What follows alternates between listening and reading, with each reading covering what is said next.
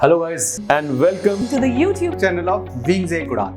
So let's make it together. Welcome to wings ए Udaan everyone. दोस्तों, आज इस लेक्चर सीरीज का दूसरा लेक्चर है। ये लेक्चर सीरीज फोकस्ड है इकोनॉमी के सिलेबस पे, जो कि फाइनेंस अकाउंट असिस्टेंट और फाइनेंस सब इंस्पेक्टर के अंदर मेंशन्ड है, जेके एसएसबी फेज 2 रिक्रूटमेंट का।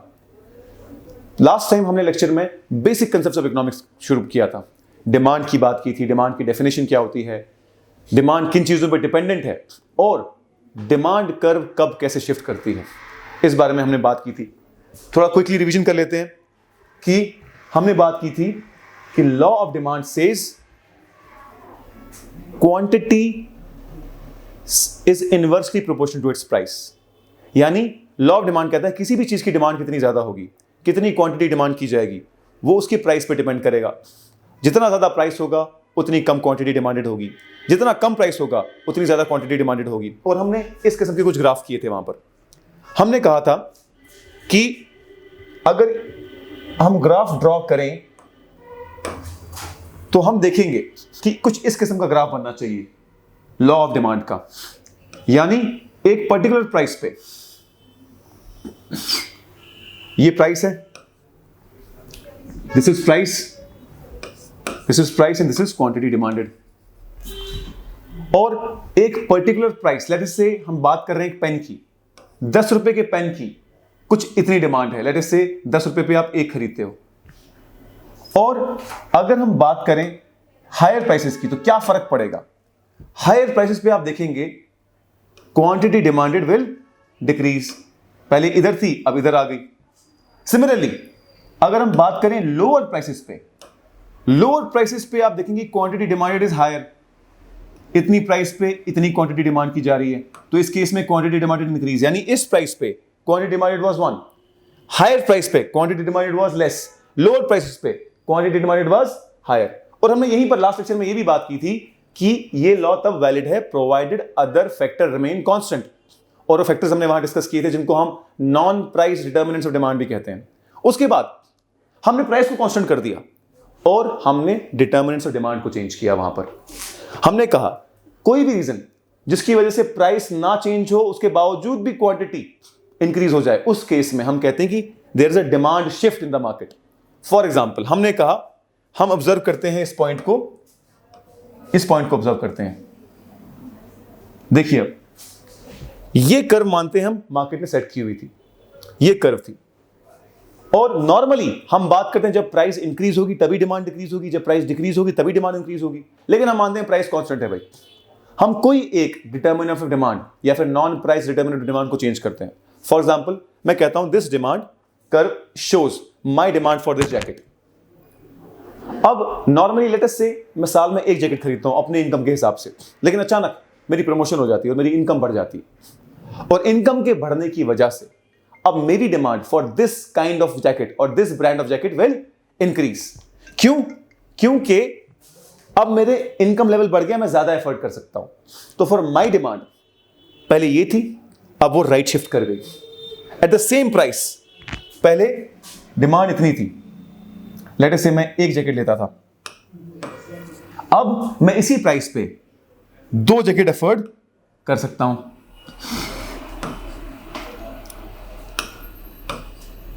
बात सही है?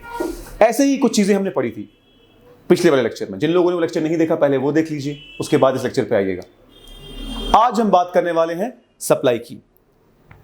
अभी तक हम बात कर रहे थे कि डिमांड पर्सपेक्टिव से डिमांड किस पे डिपेंड करता है, डिमांड की डेफिनेशन क्या है, डिमांड बढ़ती कैसे है, घटती कैसे है, डिमांड कर्व शिफ्ट कैसे होती है। अब हम बात करते हैं सप्लाई साइड की, कि सप्लायर्स के दिमाग में क्या चल रहा है, सप्लाई की डेफिनेशन क्या है और सप्लाई किन चीजों पर डिपेंड करती है। और उसके बाद हम बात करेंगे कि किस तरीके से डिमांड कर्व, सप्लाई कर्व दोनों मिलके मार्केट में प्राइस को डिसाइड करती है, जिसको हम कहते हैं इक्विलिब्रियम प्राइस। दोस्तों शुरुआत करते हैं आज के टॉपिक से, सप्लाई। सबसे पहला सवाल आना चाहिए आपके दिमाग में कि इकोनॉमिक पर्सपेक्टिव से सप्लाई क्या है।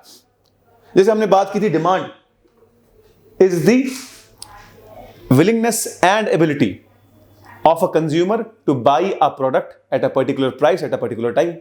सिमिलरली जब हम सप्लायर की बात करते हैं, सप्लाई के पर्सपेक्टिव से सप्लायर क्या है? It is the quantity of goods and services that producers are able and willing to produce at a price at a time. Similar, काफी मिलती जुलती डेफिनेशन है। वो क्वांटिटी उन गुड्स और सर्विसेज की जो सप्लायर प्रोड्यूस कर सकते हैं, वो एबल है उसको प्रोड्यूस करने के लिए, विलिंग है उसको प्रोड्यूस करने के लिए, और एक पर्टिकुलर प्राइस और एक पर्टिकुलर टाइम पे सप्लाई करते हैं, उस क्वांटिटी को हम सप्लाई कहते हैं। सही बात है। यानी विलिंगनेस एंड एबिलिटी दोनों होनी चाहिए। आप क्रिएट करने के लिए राजी भी होने चाहिए और एबल भी होने चाहिए। जैसे हम डिमांड में कहते थे कि आपकी एबिलिटी होनी चाहिए, विलिंगनेस होनी चाहिए। अगर विलिंगनेस है और एबिलिटी नहीं है तब डिमांड नहीं है। एबिलिटी है पर विलिंगनेस नहीं है तब भी डिमांड नहीं है। सिमिलरली एबिलिटी है, विलिंगनेस है बेचने की, क्रिएट करने की, तभी आप उसको सप्लाई कहेंगे। तो सप्लाई और डिमांड तो कॉमन है, मुझे उम्मीद है आपको समझ में आ गया। For example, my willingness to sell you education services at a particular price. मैं आपको फॉर एग्जाम्पल एजुकेशन सर्विसेज बेच रहा हूं एक पर्टिकुलर प्राइस पे, एक पर्टिकुलर टाइम पे। मेरी एबिलिटी भी होनी चाहिए, मेरी विलिंगनेस भी होनी चाहिए, तब इस सर्विस की जो क्वांटिटी मैं आपको सप्लाई कर रहा हूं उसको मैं बोलूंगा supply of this quantity.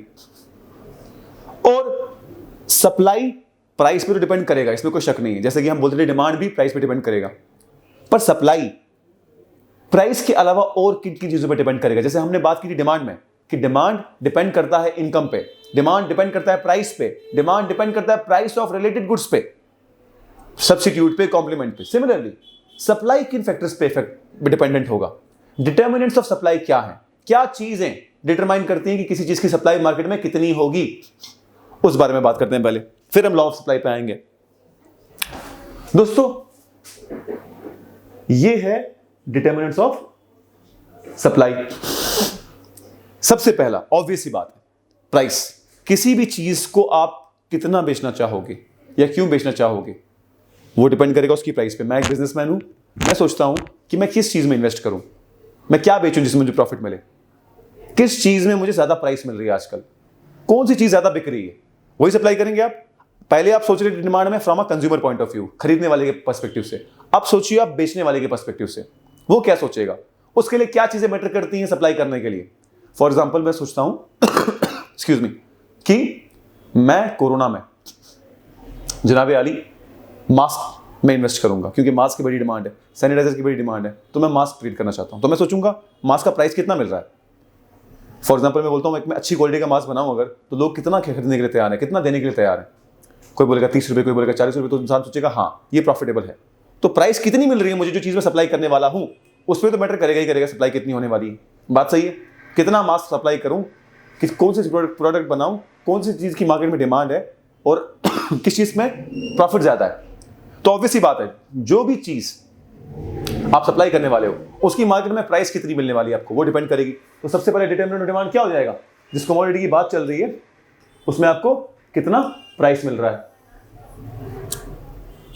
Number second, price of related goods and substitute. किसी चीज की क्वांटिटी कितनी सप्लाई की जाएगी, इस पेन की क्वांटिटी कितनी सप्लाई की जाएगी, वो इस पे भी डिपेंड करेगा कि इसके ऑल्टरनेट, सब्स्टिट्यूट और कॉम्प्लीमेंट की प्राइस क्या है। चाय में किसी मार्केट में कितनी सप्लाई करूं, वो डिपेंड करेगा कि कॉफी की प्राइस क्या चल रही है उस मार्केट में। फॉर एग्जांपल, किसी मार्केट में चाय 100 कप जाती है और अचानक उस मार्केट में किसी रीजन की वजह से कॉफी की प्राइस डिक्रीज हो जाती है और अच्छी क्वालिटी की कॉफी 5 रुपए में मिलने लगती है और अच्छी क्वालिटी की चाय 10 रुपए में मिल जाती है आपको। तो होगा क्या, कई सारे लोग शिफ्ट करेंगे टुवर्ड्स कॉफी, ऐसा हो सकता है। कई सारे लोग बोलेंगे कि कॉफी सस्ती मिल रही है तो we will shift towards coffee, हम कॉफी पीना शुरू कर देते हैं कुछ दिन के लिए। तो क्या ये लोग जो पहले चाय पी रहे थे अब चाय नहीं खरीदेंगे? इसका मतलब चाय की बिक्री कम हो जाएगी। अब चाय बेचने वाला तो ये तो सोचेगा ना कि अब मुझे सप्लाई कम करनी पड़ेगी वरना वेस्टेज हो रहा है। तो सप्लाई कितनी की जाएगी ये डिपेंड करेगा कि प्राइस ऑफ रिलेटेड गुड्स क्या है, प्राइस ऑफ सब्स्टिट्यूट क्या है, प्राइस ऑफ कॉम्प्लीमेंट क्या है। Number second, determinant of demand आ गई, जिसपे डिटरमिनेंट ऑफ सप्लाई आ जाएगा, जिसपे सप्लाई डिपेंड करेगी। Number third, number of sellers. Market में कितने लोग वही चीज बेच रहे हैं, इस पे भी डिपेंड करेगा कि सप्लाई कितनी होगी। अगर बहुत सारे लोग एक ही चीज बेच रहे हैं तो सप्लाई आप कम करोगे उस चीज की, या फिर आप उसमें इन्वेस्ट नहीं करोगे।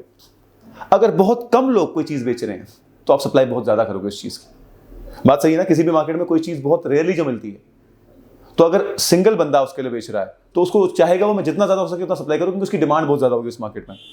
बात सही है। फॉर एग्जाम्पल, वैक्सीन, मान लेते हैं कि आज से 10 साल बाद, 5 साल बाद वैक्सीन इस्तेमाल हो रही है और अब बिकने लगी वो मार्केट में किसी एक जगह पर। मुझे पता चलता है कि फलानी जगह पर वैक्सीन अभी पहुंची है, तो मैं वहां ज्यादा सप्लाई करूंगा, और जिस मार्केट में ऑलरेडी मिल रही है उसमें मैं कम सप्लाई करूंगा। ऑब्वियसली 10 लोग खरीद बेचने वाले हैं तो मैं भी बेच रहा हूं, तो मेरी सप्लाई यहां कम होगी, क्योंकि कस्टमर किसी और के पास भी जा सकता है, लेकिन जिस मार्केट में कहीं और जा ही नहीं सकता, तो वहां उस जगह पर आप ज्यादा सप्लाई करने की कोशिश करोगे, क्योंकि कोई और बेच नहीं रहा है, और आप शायद अच्छा खासा प्रॉफिट वहां कमा सकते हो। लोग ज्यादा पे करने के लिए तैयार हैं, क्योंकि उनको सर्विस मिल ही नहीं रही वहां पर, वो चीज मिल ही नहीं रही वहां पर। तो नंबर ऑफ सेलर्स पे भी मैटर करेगा। अच्छा, कितनी चीजें सप्लाई करोगे टेक्नोलॉजी पे भी डिपेंड करेगा। आप मिसाल के तौर पे कोरोना टाइम में डिसाइड करते हैं कि हम मास्क बेचेंगे जी, तो आपको मास्क को सीने के लिए मशीनें लगानी पड़ेंगी, लोगों को हायर करना पड़ेगा जो उस मास्क को सिएंगे, उसमें कलर करेंगे, 10 चीजें हैं। तो आपने फॉर एग्जांपल 10 लोगों को हायर करके बोला कि भाई मैं 100 मास्क तैयार कर सकता हूं, हर बंदा 10 मास्क तैयार कर सकता है दिन का, तो आप दिन में 100 ही मास्क सप्लाई करोगे। लेकिन अगर कोई ऐसी मशीन आ जाती है आपको जो काफी सारा काम खुद से ही कर लेती है, अपने आप पेपर को, अपने आप कपड़े को काटती है, अपने आप उसको सी के सीधे सीधे आप यहां से सिर्फ कपड़ा डालो, वहां से आपके मास्क निकलते रहते हैं फॉर एग्जांपल, बहुत माइन्यूट सी लेबर करनी पड़ती है आपको। और वो मशीन क्योंकि 24 घंटे काम कर सकती है, भाई इंसानों को एम्प्लॉय करोगे तो 9 to 4 9 to 5 ही काम करेंगे ना, उसके भी 24 घंटे तो काम करेंगे, मशीन तो 24 घंटे काम कर सकती है। तो क्या सेम प्राइस पे आप ज्यादा सप्लाई कर सकते हो? तो अगर लेवल ऑफ टेक्नोलॉजी बढ़ती है तो सप्लाई भी बढ़ जाएगी, लेवल ऑफ टेक्नोलॉजी घटती है तो सप्लाई भी घट जाएगी। फॉर एग्जांपल इसकी बात कर लो, हम जो जेकेएसबी के लिए पढ़ा रहे हैं, पहले आज से 10 साल पहले ऑनलाइन एजुकेशन का उतना ट्रेंड नहीं था, यूट्यूब उतना फेमस नहीं था, इंटरनेट इतना कॉमनली अवेलेबल नहीं था, लोगों के पास स्मार्टफोन्स नहीं थे, तो उस वक्त पर मुश्किल था ऑनलाइन सप्लाई करना। लेकिन अब हम कितने सारे यूट्यूब चैनल बन चुके हैं, कितने सारे लोग ऑनलाइन पढ़ा रहे हैं, क्योंकि टेक्नोलॉजी आ गई। पहले ये सर्विसेज हम सप्लाई कम करते थे, बहुत कम लोग ऑनलाइन पढ़ाते थे, या बहुत कम लोग यूट्यूब चैनल पे पढ़ाते थे, या फिर इंटरनेट की वेबसाइट के थ्रू पढ़ाते थे, लाइव कॉल्स के थ्रू पढ़ाते थे। लेकिन अब कितने लोग पढ़ा रहे हैं? जो टेक्नोलॉजी बढ़ चुकी है, टेक्नोलॉजी हर किसी के पास आ चुकी है, तो अब मैक्सिमम लोग ज्यादा सप्लाई कर रहे हैं ऑनलाइन सर्विसेज को, क्योंकि टेक्नोलॉजी बढ़ चुकी है, टेक्नोलॉजी इजीली अवेलेबल है, इजीली अफोर्डेबल है। सिमिलरली और किस चीज पे डिपेंड करेगी ये? Price of input. आप कोई चीज बना रहे हो, फॉर एग्जांपल मैंने मास्क की एग्जांपल दी, मिसाल के तौर पे आप दिन में 100 मास्क बना रहे थे और 10 रुपए आपका लागत लग रही थी और 15 रुपए का आप बेच रहे थे। अगर गवर्नमेंट इस लागत को और भी कम कर दे, गवर्नमेंट बोले आप कपड़े खरीदते हो उस पर जीएसटी लगता है, लेट्स से, तो हम उस जीएसटी को माफ कर रहे हैं भाई, क्योंकि कोरोना में मास्क की जरूरत है, तो क्या आपका कॉस्ट ऑफ इनपुट कम हो जाएगा और आपको लगेगा कि तो ज्यादा प्रॉफिटेबल बन गया, पहले मुझे टैक्स पे करना पड़ता, मुझे टैक्स भी पे नहीं करना पड़ रहा, तो क्या आप उस चीज को ज्यादा सप्लाई करोगे? इसीलिए कॉस्ट ऑफ इनपुट पे भी डिपेंड करता है कि आप सप्लाई कितना करोगे। Next, government regulation. गवर्नमेंट ने सर्टेन रेगुलेशन लगाई हुई है, जितनी ज्यादा स्ट्रिक्ट रेगुलेशन होगी उतना मुश्किल होगा आपके लिए सप्लाई करना, जितनी आसान रेगुलेशंस होंगी उतना आसानी से आप सप्लाई करोगे। तो गवर्नमेंट रेगुलेशन पे भी मैटर करता है कि क्या चीज आप सप्लाई करोगे। फॉर एग्जांपल गवर्नमेंट ने बोला चाइनीज मोबाइल बैन, तो क्या आपकी सप्लाई कम हो जाएगी या खत्म हो जाएगी चाइनीज प्रोडक्ट्स की? और अगर गवर्नमेंट उस बैन को हटा देती है, जैसे अभी टिकटॉक बैन हो गया, बड़ी सारी ऐप्स स्कैम्स वगैरह बैन हो गया, तो उस सर्विसेज की सप्लाई खत्म हो गई। अगर गवर्नमेंट उसको बैन को लिफ्ट कर दे तो क्या दोबारा सप्लाई की शुरू हो जाएगी उन सर्विसेज की? तो गवर्नमेंट रेगुलेशन पे भी मैटर करेगा। और मार्केट एक्सपेक्टेशंस पे भी डिपेंड करेगा सप्लाई क्या है। अचानक जब गवर्नमेंट ने बोला कि मास्क पहनना मैंडेटरी है, मास्क नहीं पहनोगे तो आपको चालान हो जाएगा, तो फिर क्या हुआ? गवर्नमेंट, लोगों ने एक्सपेक्ट किया कि मास्क ज्यादा जरूरत पड़ने वाले हैं और हो सकता है खत्म भी हो जाए मार्केट में, तो एक्सपेक्टेशन थी, और सप्लायर की भी एक्सपेक्टेशन थी कि लोग ज्यादा खरीदेंगे, क्योंकि गवर्नमेंट ने कंपलसरी कर दिया मास्क पहनना, तो उसने स्टार्टिंग में ही चीज बनाना शुरू कर दी और सप्लाई करना शुरू कर दिया। So all these things decides कि मार्केट में सप्लाई कितनी होने वाली है। That is why they are called as determinants of supply. ठीक है जी, तो सप्लाई हमें समझ में आ गया, और डिटर्मिनेंट्स ऑफ सप्लाई यानी सप्लाई किन चीजों पर डिपेंड करेगी ये भी हमें समझ में आ गया। अब नेक्स्ट टॉपिक पे आते हैं, that is law of supply. जनाब यार, लॉ ऑफ सप्लाई क्या कहता है? लॉ ऑफ सप्लाई कहता है कि जो भी क्वांटिटी सप्लाइड की जाएगी किसी कमोडिटी की, वो डायरेक्टली प्रोपोर्शनल होगा उसकी प्राइस पे। यानी जितनी ज्यादा प्राइस मिलेगी किसी चीज की, उतना ज्यादा सप्लायर सप्लाई करेगा, और जितना कम किसी चीज की प्राइस मिलेगी उतना कम सप्लायर सप्लाई करेगा। ये बिल्कुल अपोजिट है लॉ ऑफ डिमांड के एक हिसाब से। डिमांड में क्या होता है? जितना कम प्राइस उतना ज्यादा डिमांड, जितनी ज्यादा प्राइस उतनी कम डिमांड। लेकिन सप्लायर पर्सपेक्टिव से सोचो, सप्लायर चाहता है मुझे जितना पैसा मिले मैं किसी ऐसी चीज में इन्वेस्ट करूं जिसमें मैक्सिमम से मैक्सिमम प्रॉफिट हो। तो जिसकी जितनी ज्यादा प्राइस मिलेगी उसकी उतनी ज्यादा सप्लाई बढ़ेगी according to law of supply. यानी जिसकी जितनी ज्यादा प्राइस होगी उतना ज्यादा सप्लाई होगा, जिसकी जितनी कम प्राइस होगी उतनी कम सप्लाई होगा, provided other factor remain constant. और अदर फैक्टर्स कौन है? अदर फैक्टर्स में प्राइस के अलावा जितने भी नॉन प्राइस डिटर्मिनेंट्स है ना सप्लाई के, जैसे कि number of sellers, price of substitute, level of technology, number of sellers, government regulation, these all should remain constant. अगर मैं ये कहूं कि सप्लाई ज्यादा होगी प्राइस बढ़ने से और सप्लाई कम होगी प्राइस घटने से, ये तब वैलिड होगा जब अदर फैक्टर कांस्टेंट है। अदर फैक्टर में क्या आएगा? Price of substitute and complements, number of sellers, level of technology, government regulation, cost of input, ये सब के सब कांस्टेंट रहने चाहिए। यानी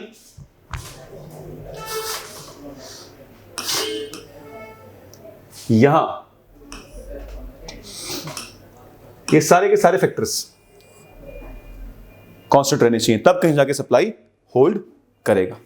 और इसका ग्राफ कैसा बनता है वो भी देख लेते हैं। इसका ग्राफ कुछ ऐसा बनता है, आप देख लो। आप हम एज्यूम करते हैं ये सप्लाई कर्व है इस पेन की, तो 10 रुपए पे लेट्स से आप 2 की डिमांड थी, 20 रुपए पे सॉरी डिमांड ही सप्लाई थी, 10 रुपए पे 2 की सप्लाई थी। अगर प्राइस बढ़ गया तो यहां 4 की सप्लाई होगी, है ना, 20 पे 4 की सप्लाई होगी। सिमिलरली 5 रुपए पे क्या सप्लाई कम हो जाएगी और 1 ही हो जाएगी। तो हम क्या देख रहे हैं, ये जो सप्लाई कर्व है इसमें हम कोई भी पॉइंट ड्रॉ करें, उस पॉइंट से अगर ऊपर होगा प्राइस तो सप्लाई बढ़ा दी जाएगी, उस पॉइंट से अगर नीचे होगा तो सप्लाई घटा दी जाएगी। और इसी को कहते हैं supply curve. This is what is called as supply curve. इस केस में हम मानते हैं कि बाकी सब फैक्टर कांस्टेंट है, नंबर ऑफ सेलर कांस्टेंट है, price of related goods constant है, लेवल ऑफ टेक्नोलॉजी कांस्टेंट है, गवर्नमेंट रेगुलेशन कांस्टेंट है, एक्सपेक्टेशन कांस्टेंट है, तब कहीं जाके लॉ वैलिड होगा। जैसे हमने डिमांड में बात की थी कि law of demand says quantity demanded is inversely proportional to its price provided other factor remain constant. वहां पर क्या फैक्टर थे? वहां पर price of related goods and substitute था, इनकम था, market trends, fashion, taste, preferences, ये सब चीजें थी, है ना। तो यहां पर जो हमने बात की डिटरमिनेंट्स ऑफ सप्लाई की वो कांस्टेंट रहने चाहिए। अब अगर हम इन फैक्टर्स को चेंज करते हैं तो सप्लाई कर्व शिफ्ट कैसे करेगी ये देख लेते हैं। ये सप्लाई कर्व है, बात सही है। हम मानते हैं ये सप्लाई कर्व किसी कोई भी एग्जांपल ले लो, लेट अस से ये सप्लाई कर्व इस पेन के लिए है। एक पर्टिकुलर प्राइस पे इस पेन की एक क्वांटिटी सप्लाइड है, या फिर मास्क ले लो, मास्क आसान समझने में। 20 रुपए में लेट अस से 30 रुपए में एक अच्छी क्वालिटी का मास्क मिल जाता है, उसमें क्वांटिटी सप्लाइड कुछ 10 है। तो जैसे जैसे प्राइस बढ़ेगी वैसे वैसे क्वांटिटी सप्लाइड विल इंक्रीज, लेकिन हम मानते हैं कि हम प्राइस को इंक्रीज नहीं करेंगे, प्राइस को कांस्टेंट रखेंगे और देखते हैं ऐसी कौन सी सिचुएशन है कि प्राइस चेंज किए बगैर ही सप्लाई बढ़ जाए। फॉर एग्जांपल हम बात करते हैं मास्क की। जस्ट कोरोना से पहले लेट अस से ये एक सप्लाई कर्व था मास्क का। जैसे ही कोरोना हुआ मार्केट में एक्सपेक्टेशन बढ़ी और ये हुआ कि सप्लायर ने सोचा कि यार लोगों को मास्क की जरूरत पड़ने वाली है क्योंकि गवर्नमेंट ने मैंडेटरी कर दिया है। तो क्या उस वक्त सप्लाई बढ़ा दी उन लोगों ने जो सप्लायर्स थे?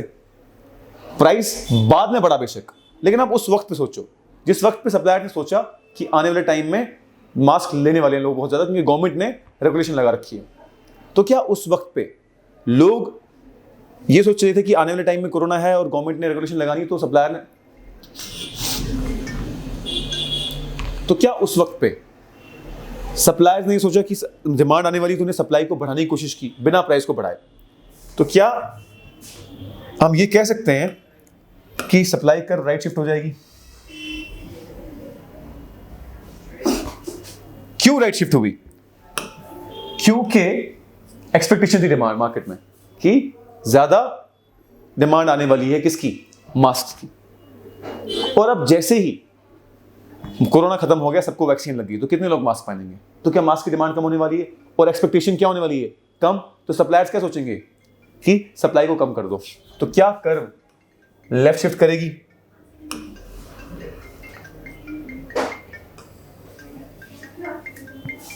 अब देखो, सेम प्राइस पे पहले डिमांड थी 10, जब एक्सपेक्टेशन बढ़ी, सप्लायर ने सप्लाई बढ़ाई, तो डिमांड इसी प्राइस पे ज्यादा हो गई। बात सही है? और जब एक्सपेक्टेशन खत्म हुई कि अब लोग मास्क नहीं खरीदेंगे क्योंकि कोरोना खत्म हो गया है, तो सप्लाई कर्व लेफ्ट शिफ्ट कर गई। सिमिलरली दूसरी एग्जांपल लेते हैं। फॉर एग्जांपल, इस मार्केट में मास्क बेचने वाले 5 थे पहले, कोरोना से पहले। कोरोना के बाद आप ये इमेजिन करो कि प्राइस, खैर आप ये कंफ्यूज हो रहे होगे कि सर अगर सप्लाई बढ़ेगी तो प्राइसेस भी तो कम होंगी। बिल्कुल सही बात है। वो प्राइसेस कम कैसे होंगी, ज्यादा कैसे होंगी? जब हम इक्विलिब्रियम कर्व ड्रॉ करेंगे जिसमें डिमांड और सप्लाई दोनों एक दूसरे को इंटरसेक्ट करेंगे, वहां ज्यादा क्लैरिटी आएगी। अभी के लिए आप ये इमेजिन करो कि जब भी मार्केट में आपकी सप्लायर्स बढ़ जाते हैं किसी भी चीज के लिए, अभी आपको पता है आप मार्केट में जाओगे, हर किसी के पास क्या है? मास्क हैं, 10, 15, 20 सप्लायर्स हैं। उसके बेसिस पे कहीं ना कहीं मार्केट ने एक प्राइस सेट की है, 20 से 30 रुपए में आपको एक अच्छा मास्क मिल लेता है। आप इमेजिन करो कि अचानक किसी उस मार्केट में बहुत सारे लोग और मास्क बेचने लगते हैं, और उसकी वजह से नंबर ऑफ सेलर्स कितने हो गए? ज्यादा हो गए। नंबर ऑफ सेलर्स ज्यादा हो गए तो क्या मास्क बेचने वालों की तादाद बढ़ जाएगी? तो क्या ये शिफ्ट हो जाएगा? राइट। पहले हमने सप्लाई कैसे किया? एक्सपेक्टेशन से इंक्रीज किया था। अब हम देख रहे हैं नंबर ऑफ सेलर्स इंक्रीज हो गए, नंबर ऑफ सेलर्स इंक्रीज हुए, सप्लाई बढ़ गई, बिना प्राइस चेंज किए सप्लाई शिफ्ट हो गई। राइट। सिमिलरली जब भी नंबर ऑफ सेलर डिक्रीज करेंगे, अब जैसे कोरोना के फौरन बाद मास्क की डिमांड रहेगी नहीं, जरूरत पड़ेगी नहीं, और उस पॉइंट पे बिना प्राइस चेंज किए क्या सप्लाई कम करेंगे लोग? अब लोग बोलेंगे अब तो लोग मास्क खरीदेंगे क्यों? अभी तो हजारों लोग मास्क खरीदेंगे, लेकिन तब कोई नहीं खरीदेगा। तो क्या बिना एक्सपेक्टेशन के मास्क, ये जो सप्लाई ऑफ मास्क है वो शिफ्ट हो जाएगी राइट, लेफ्ट की तरफ? बिना प्राइस चेंज के क्या सप्लाई कर्व लेफ्ट शिफ्ट हो जाएगी? यस। तो उस वक्त पे, जिस वक्त पे कोरोना खत्म हो गया, बिना प्राइस चेंज किए ही अपने आप सप्लाई कम हो जाएगी, क्योंकि नंबर ऑफ सेलर्स कम हो जाएंगे, तो सप्लाई कर्व लेफ्ट शिफ्ट करेगी। बात सही है? So this is how supply shifts right और लेफ्ट जब नॉन प्राइस डिटरमिनेंट्स में क्या आता है? चेंज आता है। So this is called as shifting of supply curve. और इस चीज की बहुत इंपॉर्टेंस है जब हम क्या बात करेंगे? इक्विलिब्रियम कर्व की बात करेंगे। अब बात करते हैं इक्विलिब्रियम कर्व की। दोस्तों, हमने अभी तक बात की किस तरीके से डिमांड घटती है बढ़ती है, सप्लाई घटती है बढ़ती है। अब हम बात करते हैं किस तरीके से डिमांड और सप्लाई दोनों मिलके प्राइस डिटरमाइन करते हैं। अब हम एक ही कर्व ड्रॉ करेंगे।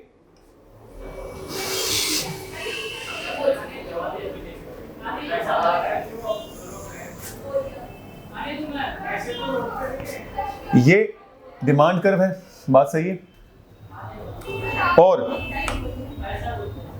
ये सप्लाई कर्व है।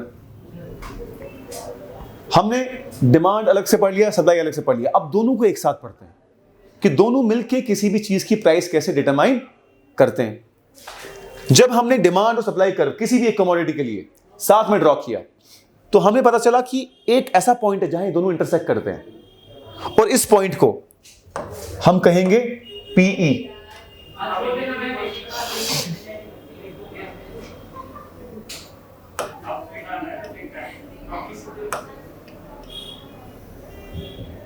ये जो पॉइंट है इसको कहते हैं इक्विलिब्रियम पॉइंट ई, और इस प्राइस को कहते हैं पीई, और इस क्वांटिटी को कहते हैं क्यूई। ये ग्राफ किसका है? किसी भी एक कमोडिटी की डिमांड और उस कमोडिटी की सप्लाई के ग्राफ को हमने ओवरलैप करवा दिया एक दूसरे के साथ। मिसाल के तौर पे ये हम मानते हैं this is the curve for this pen, कि सप्लाई डिमांड कैसी थी, इसकी सप्लाई कैसी थी, और दोनों को एक साथ ड्रॉ कर लिया। तो एक इक्विलिब्रियम प्राइस पी और एक इक्विलिब्रियम क्वांटिटी क्यूई आता है सामने। ये वो प्राइस है जो मार्केट ने सेट की है, ये वो प्राइस है जिस पे बेचने वाला बेचने को तैयार, खरीदने वाला खरीदने को तैयार। ये है इक्विलिब्रियम प्राइस जो मार्केट सेट करती है। अब आप इमेजिन करोगे सर ये कैसे सेट होती है, किस तरीके से डिपेंड होता है इस पे, और अगर इससे ज्यादा हम प्राइस रखते हैं, मिसाल के तौर पे पेन की प्राइस मार्केट ने सेट की 20 रुपए, और अगर इससे कोई भी कस्टमर आके इससे ज्यादा में बेचता है, कम में बेचता है, तो तब क्या होगा? अब आप ध्यान से देखो, कोई भी पॉइंट ई के ऊपर जो है, मान लो हमने एक पॉइंट लिया, ये वाला पॉइंट, और एक पॉइंट मैंने इसे नीचे लिया, ये वाला पॉइंट। अब आप देखो, ये पॉइंट लेट अस से ये जो प्राइस है वो 50 रुपए की प्राइस है, यहां 20 रुपए प्राइस है इक्विलिब्रियम प्राइस, और यहां जो पॉइंट है दिस इज 10 रुपीज। आपने बोला ठीक है सर, समझ में आ गया कि इक्विलिब्रियम प्राइस मार्केट ने 20 रुपए सेट की है। अब मैं चाहता हूं मैं प्राइस से ऊपर बेचूं, मैं इक्विलिब्रियम प्राइस से ऊपर बेचूं, मेरी मर्जी है। ठीक है जी, आपकी मर्जी है, आप करिए, देखिए क्या होता है। आपने बोला सर 20 रुपए का पेन सेट हुआ है, मैं 50 रुपए में ही बेचूंगा, और 50 रुपए में आप देखो क्या हो रहा है, जो 50 रुपए की लाइन है वो डिमांड कर्व, ये जो डिमांड कर्व है इसको यहां इंटरसेक्ट कर रही है। कहां इंटरसेक्ट कर रही है? यहां। तो डिमांड आ गई लेट अस से क्यू, और सप्लाई क्या है? देखो ये सप्लाई कर्व है, इसको यहां इंटरसेक्ट कर रही है,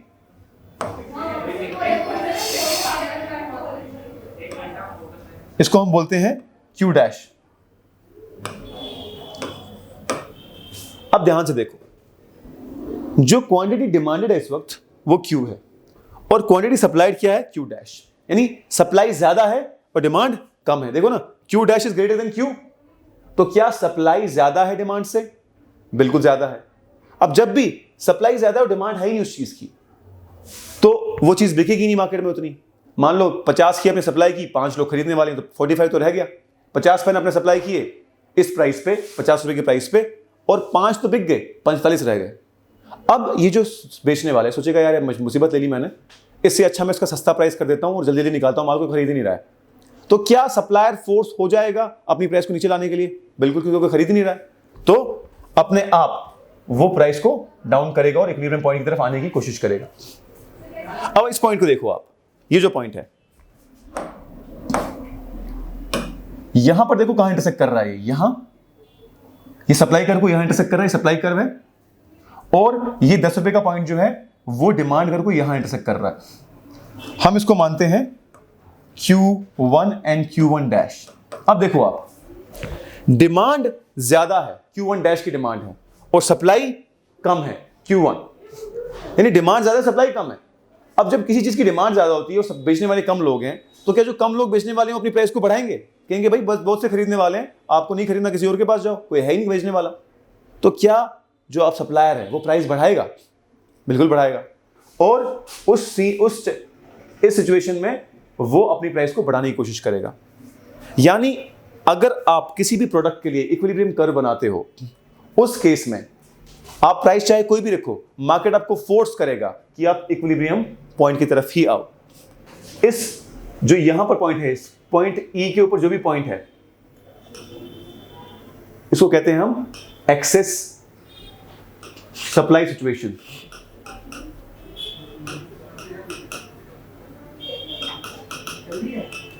और जो पॉइंट ई के नीचे जितने भी पॉइंट आएंगे, इसको हम कहेंगे एक्सेस डिमांड सिचुएशन।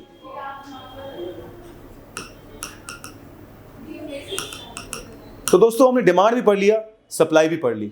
हमने डिमांड को भी देख लिया कि कौन सी चीजों पे डिपेंड करता है, हमने सप्लाई को भी देख लिया कौन सी चीजों पे सप्लाई डिपेंड करती है। फिर हमने बोला हम किसी एक प्रोडक्ट के लिए दोनों को मिक्स करके देखते हैं, क्योंकि सिर्फ डिमांड और सिर्फ सप्लाई प्राइस डिसाइड नहीं कर सकते, तो दोनों मिलके प्राइस डिसाइड करेंगे। ना सिर्फ डिमांड ना सिर्फ सप्लाई, दोनों जब ओवरलैप करेंगे, जिस पॉइंट पे वो इंटरसेक्ट करेंगे, वो प्राइस को डिटरमाइन करेगा। और दोनों मिलके ही आप बता सकते हो कि इक्विलिब्रियम प्राइस क्या बनेगा। अगर डिमांड कर्व शिफ्ट होगी तो क्या होगा, सप्लाई कर्व शिफ्ट होगी तो इक्विलिब्रियम प्राइस को क्या होगा।